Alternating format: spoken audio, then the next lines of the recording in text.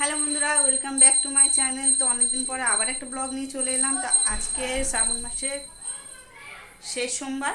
তো আজকে আমি শেষ সোমবারটা করছি, আর সেই জন্য সকাল সকাল উঠে গেছি। উঠে সংসারের যা কাজ থাকে সেগুলো করে নিয়েছি। মা যেহেতু বাড়ি নেই, কাজে গেছে।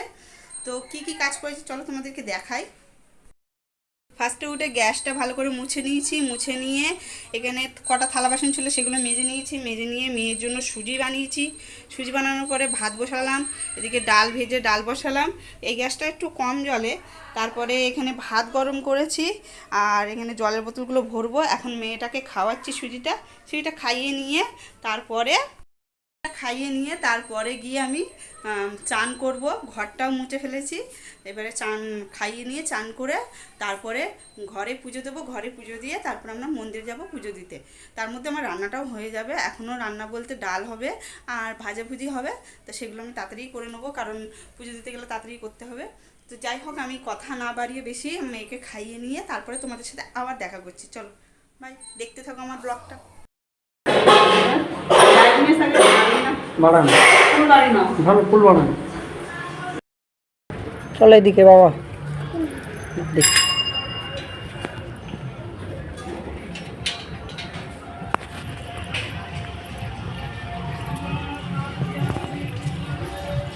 তাই পানি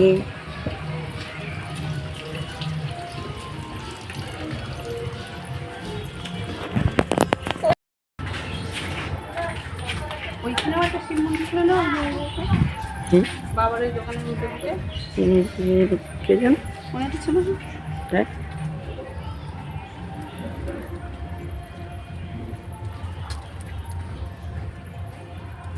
বাড়ি পুজো দেওয়া হয়ে গেছে। বাড়ি পুজো টুজো দিয়ে তারপরে আমি বেরিয়েছি মন্দিরে যাব বলে। তা আমি যে কোন মন্দিরে যাচ্ছিলাম আমি ঠিক নিজেও জানি না। আমাদের পাশেই একটা মন্দির ছিল, মানে ঘরের থেকে 2 মিনিট দূরে। তো এই মন্দিরটায় আমি ফার্স্ট টাইম এসেছি। আমার বিয়ে হয়েছে 3 বছর ঠিকই, কিন্তু কখনো আমি আসিনি। এই মন্দিরটার ব্যাপারে অনেকবার শুনেছি। এই মন্দিরে মানে বাবা অনেকবার কাজ করতে আসে, ঠাকুর করতে আসে। তা আমি কখনো আসিনি, জানিও না, আমি দেখিনি। আমি প্রথমবার এসেছি, কিন্তু দেখেই খুবই ভালো লাগলো। মন্দিরটা খুব সুন্দর, আমার তো খুব ভালো লেগেছে। আর আমি যখন এসেছি দেখলাম সবার পুজো দেওয়া হয়ে গেছে। অনেকেরই মানে পুজো শেষ প্রায় বলতে গেলেই চলে। ব্রাহ্মণ মশাই যিনি, তিনি আমাকে বললো যে পুজো দেওয়া তো হয়ে গেছে, সবাই চলে গেছে। আমি সবার লাস্টে এসেছিলাম। তো আমাকে বলছে তুমি তোমার মতন দাও, কোনো অসুবিধা নেই, আমি তো পুজো দিয়েই দিয়েছি আগের থেকে, তুমি তোমার মতন জল ঢেলে নাও। তা আমি তাই ভাবলাম যে বাড়িতে তো আমি পুজো দিয়েছি নিজে নিজে, আর তার মধ্যে বাড়িতে স্নান করিয়েছি, তা এখানে একটু জল ঢেলেই দিই। তো আমি গত 3 বছর ধরে আমি তেমন বাইরে কোথাও পুজো দিইনি। 3 বছরের মাথায় এই প্রথম এসে, বিয়ের পরে আমি মন্দিরে এসে পুজো দিচ্ছি। কারণ তখন আমার বিয়ে হওয়ার মানে কিছুদিন পরেই আমার মেয়ে পেটে চলে এসেছিলো। তো তারপরেই আমি আর পুজো দিতে পারিনি তেমনভাবে। মেয়ে হয়ে তারপরে বড় হওয়ায় উপোস থাকা যায় না, সেই জন্য আর উপোস থাকতে পারিনি।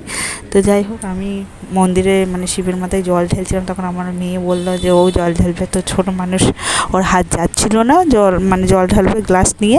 তা আমি বললাম আমি ধরে দিচ্ছি, তোমরা আমাকে ধরো, আমি ঢেলে দিচ্ছি। তো ওরা সেই হিসেবে আমাকে ধরে জলটা ঢেলে নিল।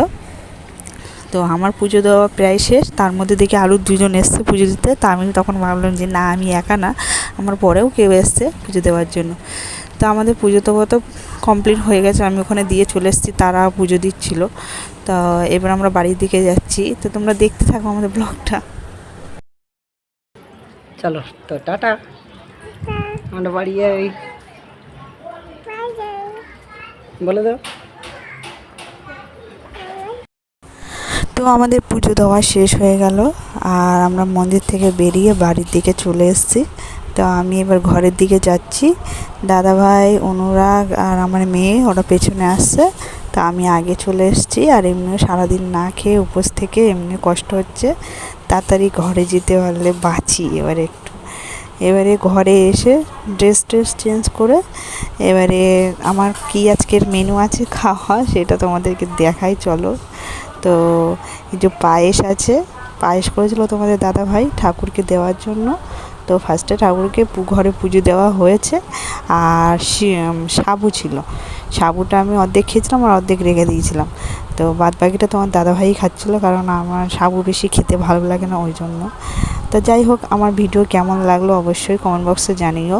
আর হর হর মহাদেব। চলো টাটা, বাই বাই।